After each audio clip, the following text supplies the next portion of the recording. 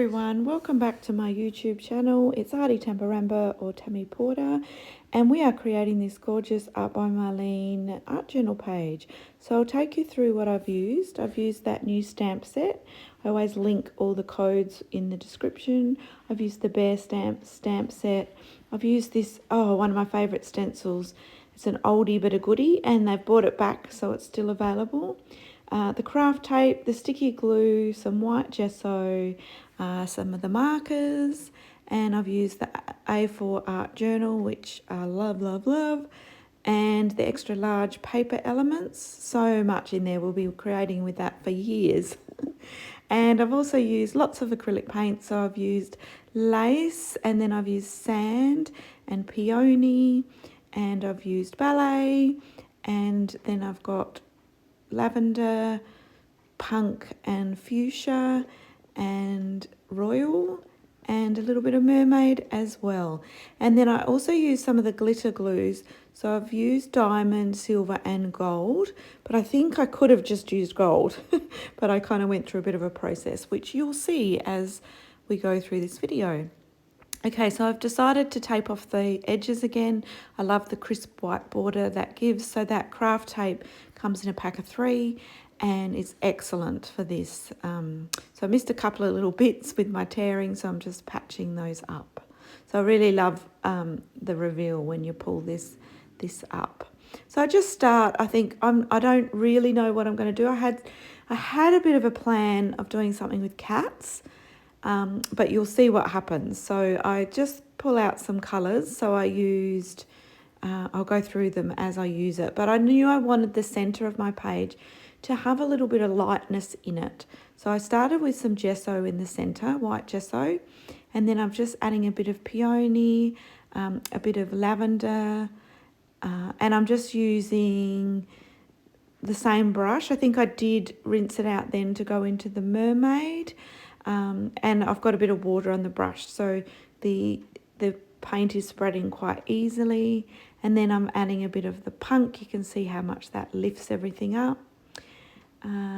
And then I'm just using up what I've got left on my palette, filling in those gaps. So this is just the base layer. Yes, it's not meant to look good. It's okay.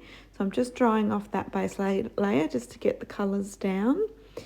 And then I will come in with that Sofishticated stencil that is a fave, an oldie but a fave, and I'm so glad that Marlene's brought it back.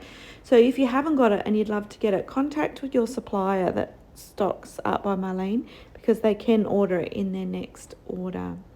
So now I'm coming in with some of the fuchsia, and I'm just popping it down with my fingers, spreading it, and then laying down that stencil and pulling it up with the damp baby wipe, and you'll just see straight away how that just starts to look great. And one of the things I love particularly about this stencil, sometimes with geometric stencils you need to kind of line them up a bit or it looks a bit of a mess, whereas this floral, because it just looks like layered flowers, so you don't have to think, you just whack it down and yeah, you get this magic. So I used a bit of Mermaid mixed with azure just to give a little bit of depth, not much azure, but just wanted a bit more oomph than the background, and repeated the process.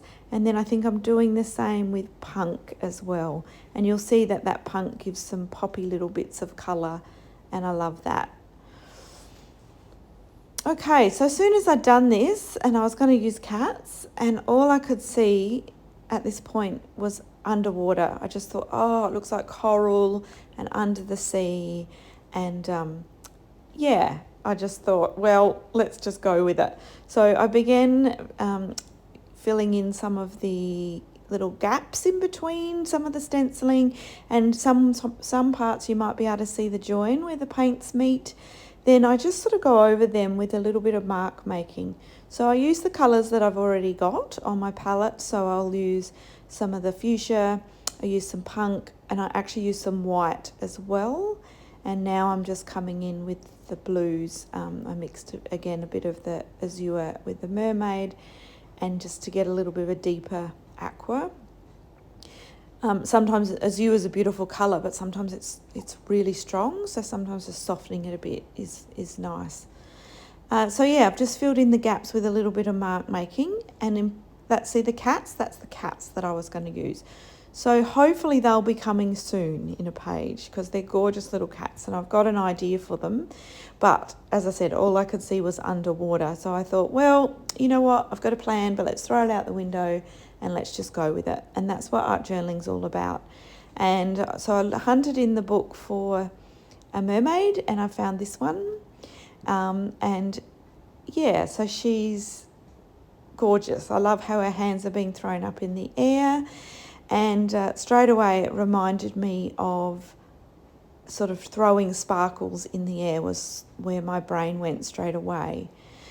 So I decided to stick her down. Now, as I said, I've kept a bit of white and lightness to the centre and I just did add a little bit more white then.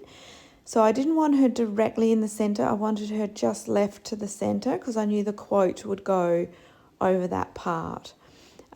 So now I add a little starfish to her hip and a little bow in her hair as well. And they're both from that Paper Elements book as well. So I was thinking about the sparkles and then I thought she's holding her hands up. What could she be holding? And then I thought of a glass of champagne. And so I love to drink a glass of champagne and I love champagne o'clock. So I decided to sketch that in. So I've just drawn it in myself and then I've sort of put some gold and yellow coming out as though the champagne is spilling out of her glass. Now, hopefully I come back and do more on this and you'll be able to see it hopefully in the close-ups. And then I remembered in that new stamp set of Marlene's, there's this beautiful, it's like a night sky stars, but they sort of look sparkly. They're just beautiful. And so I pulled that out and I dug out my embossing ink, my clear embossing ink, because I thought I really want strong white on top of the colour. Like I really want those sparkles to show up. So I've stamped that clear embossing ink sort of around the girl. And now I'm coming in with my white embossing powder. And I will tip it off, sprinkle it on top, tip it off and then pour it back in the jar and hopefully remember to put the lid on before I get the heat gun out. Yes, I did. Just wiping that surface in case any had, got onto the surface. And now I'll just heat it. I think I fast forwarded this bit a bit just so you didn't have to sit there while it does its thing. But when it turns, you'll see how that white just suddenly becomes very vibrant and it's quite beautiful. And I was so happy with that. I was like, oh, that's just what I wanted. So kind of went, yep. So sometimes your art, you have an idea and embrace going in a different way. Let the magic flow. Just let it happen. Don't get stuck into what you think you need to do. So then I thought of this quote, which I've seen before on Pinterest, I think, and it just says, I might not be everyone's cup of tea, but I am somebody's glass of champagne. So I just wrote that on myself and thought, oh, well, that is just perfect for the page. So then I come in with the diamond glitter and I think, oh, I'll make the champagne flow all down through the quote, through the page. And the diamond glitter is amazing. It goes on just white, so it looks like glue, but it dries completely clear, and then you're just left with sparkles.